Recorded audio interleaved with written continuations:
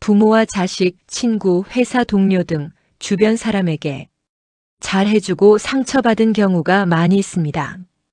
어떻게 인간관계를 해야 상대에게 상처받지 않고 인간관계를 잘할 수 있을지 오늘은 부처님의 말씀을 통해 깨달음을 얻으시기 바랍니다. 잘해주고 상처받지 마라. 새벽 안개가 숲을 감싸고 있었다. 사찰의 종소리는 희미한 하늘 아래로 울려 퍼진다. 대나무 숲 사이로 새 한 마리가 날아올랐고 그 소리는 잠들어 있던 연못의 잔잔한 수면을 스쳤다. 그 시각 제자는 대웅전 뒤편 마루에 홀로 앉아 있는데 그의 눈빛에는 무거운 그늘이 깔려 있었다. 손끝은 조용히 떨리고 숨결은 거칠었다. 밤새 잠들지 못한 흔적이 그대로 남아있다. 그때 부처님께서 조용히 다가오셨다. 그분의 발걸음은 마치 바람 같아 낙엽 한 장도 흔들리지 않았다. 제자여, 새벽부터 무슨 번뇌가 그대를 붙잡고 있느냐? 그대의 얼굴에 깊은 상처의 그림자가 보이는구나. 제자가 깊이 절하며 세존이시여, 저는 사람들에게 진심으로 대해왔습니다. 도움을 구하면 돕고 슬퍼하면 함께 울었습니다. 그런데 그들이 저를 뒤에서 헐뜯고 제가 한 선행을 비웃습니다. 그들의 말 한마디 한마디가 칼처럼 마음을 찢습니다. 저는 잘해주었을 뿐인데 왜 이렇게 아픈 걸까요? 부처님은 조용히 제자의 어깨에 손을 얹으셨다. 그리고 연못가로 함께 걸어가셨다. 그곳에는 하얀 연꽃이 피어 있었고 햇살이 서서히 물결을 금빛으로 물들이고 있었다.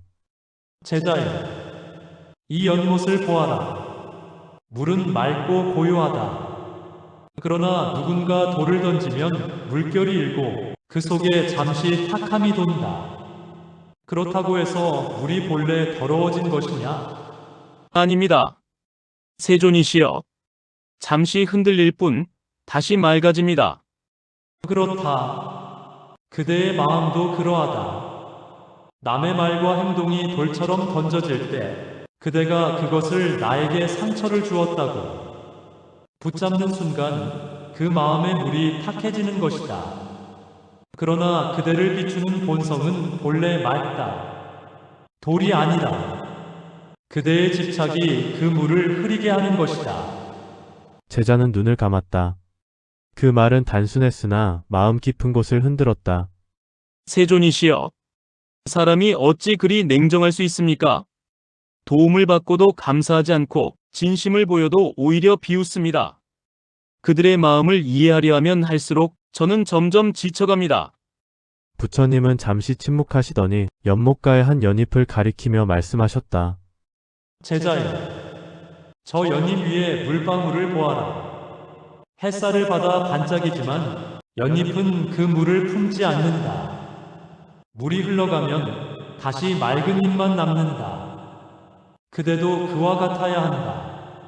사람의 반응을 마음에 품으면 그대의 연잎은 무거워져 빛을 잃게 된다.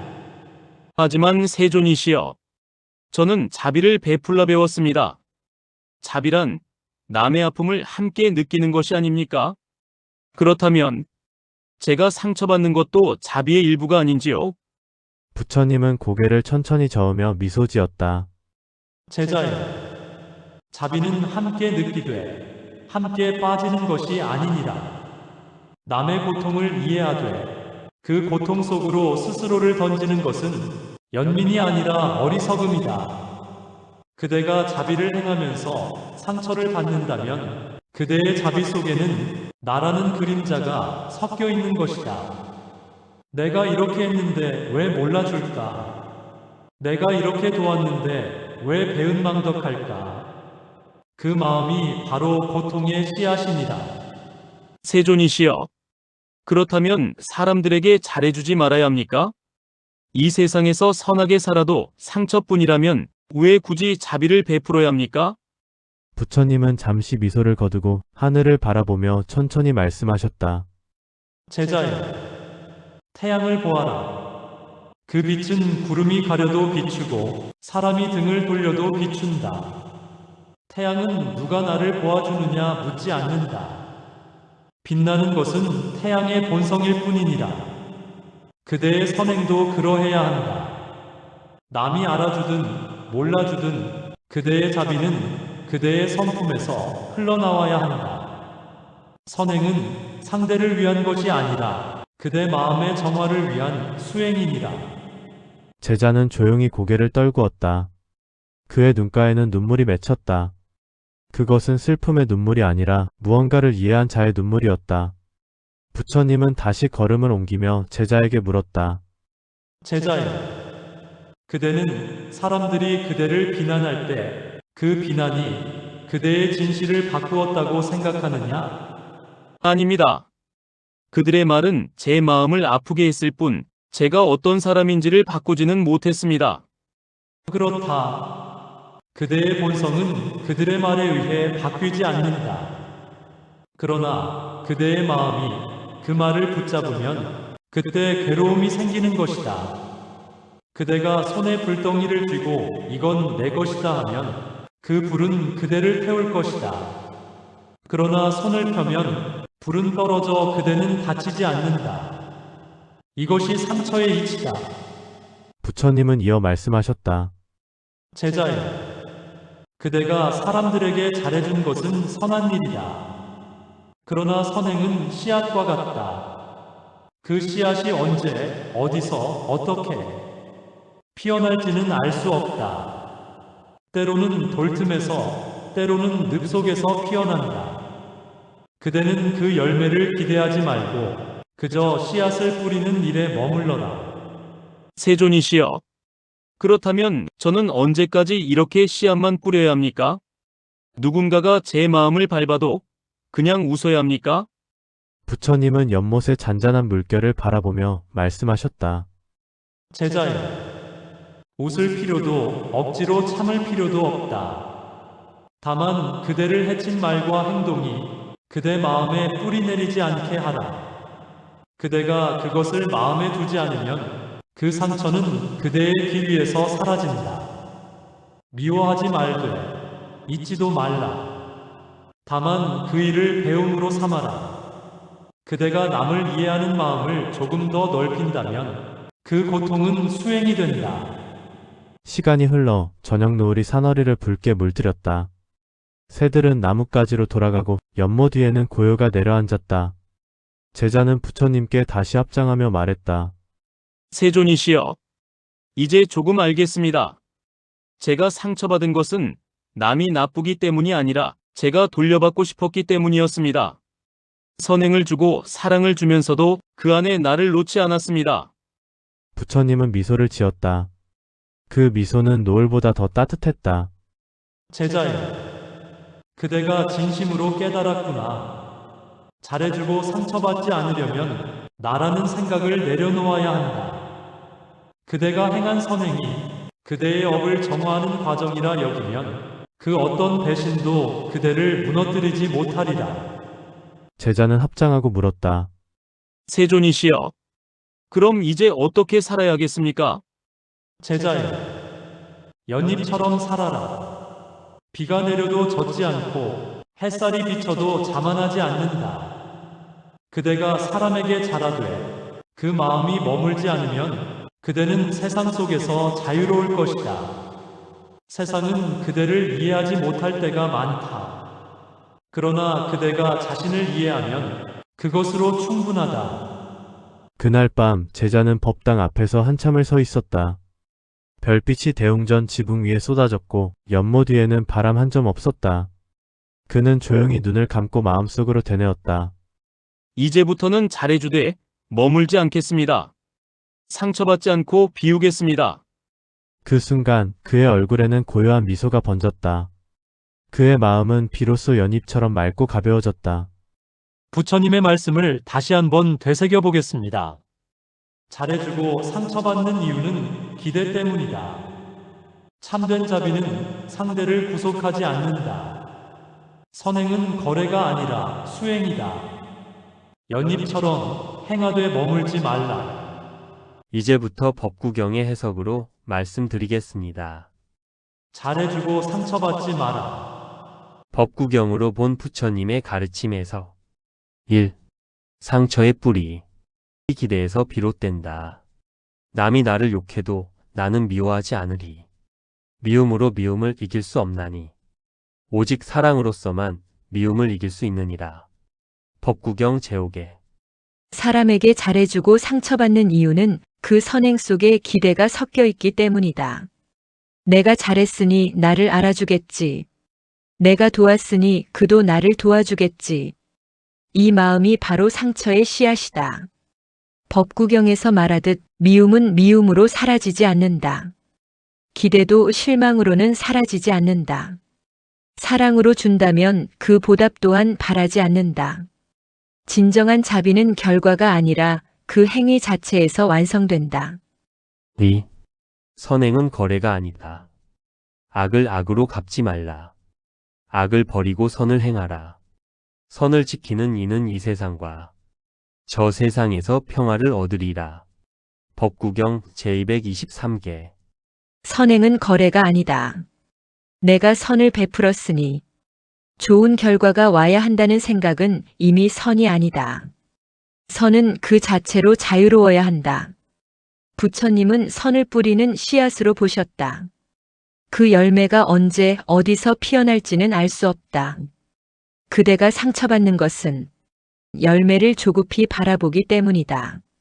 진정한 수행자는 씨앗을 뿌리되 열매를 바라지 않는다. 그때 비로소 상처는 마음에 머물지 못한다. 3. 타인의 말과 행동은 그대의 마음을 더럽히지 않는다. 남이 나를 꾸짖거나 비난하더라도 마음이 흔들리지 않으면 마치 바위와 같다. 바람이 바위를 흔들지 못하듯 비난도 현자의 마음을 흔들지 못한다. 법구경 제81개. 사람의 말은 바람과 같다. 그대가 그것을 붙잡으면 폭풍이 되고 놓아버리면 그냥 지나가는 바람일 뿐이다. 누가 그대를 비웃고 헐뜯더라도 그대의 본성은 변하지 않는다. 흔들리는 것은 세상이지 진리는 아니다. 부처님은 마음이 바위처럼 단단한 자를 현자라 하셨다. 그는 타인의 말에 상처받지 않는다. 왜냐하면 그는 이미 자신이 누구인지를 알기 때문이다. 4. 나를 놓으면 상처는 머물지 않는다. 자기를 이긴 이는 남을 이긴 자보다 위대하다. 법구경 제103개.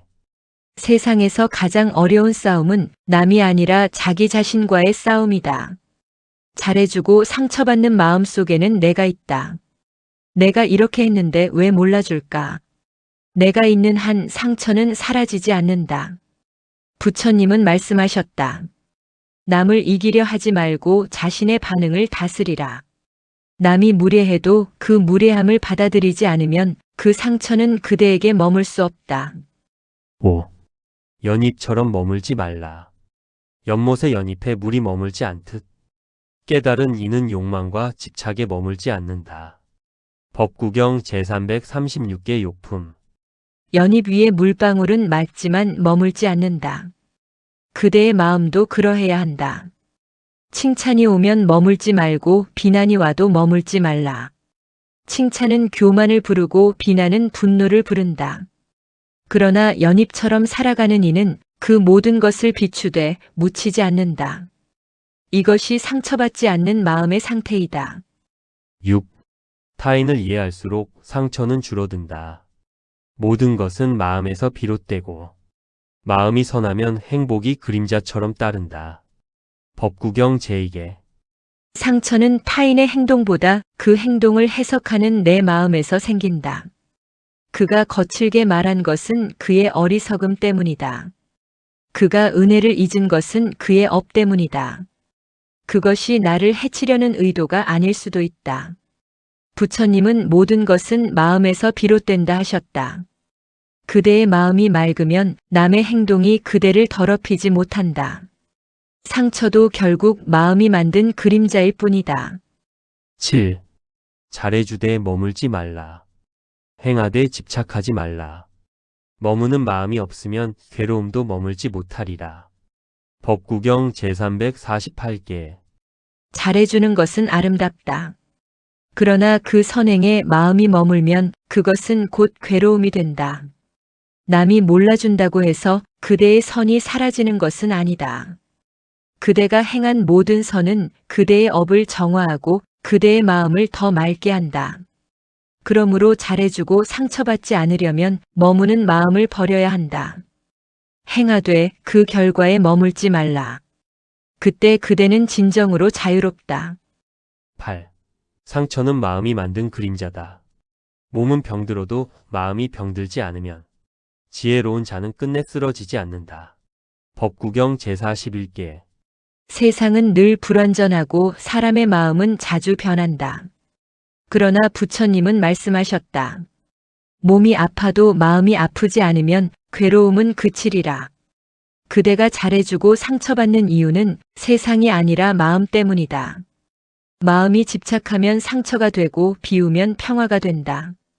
지금까지 법구경의 말씀을 정리해보면 상처는 타인의 행동이 아니라 내 마음의 집착에서 생긴다. 선행은 거래가 아니라 수행이다. 연입처럼 행하되 머물지 말라. 타인을 이기지 말고 자기 마음을 다스려라. 비난과 칭찬이 스쳐도 흔들리지 않는 마음. 그것이 자비의 완성이다. 이 모든 것을 한 문장으로 정리해드립니다. 마음에 새기시고 깨달음을 얻으시기 바랍니다. 그대의 마음이 고요하면 세상의 소음은 모두 멀어지리라. 나무아미타불 관세음보살. 마음의 평안을 얻으시고 성불하는 하루 되세요.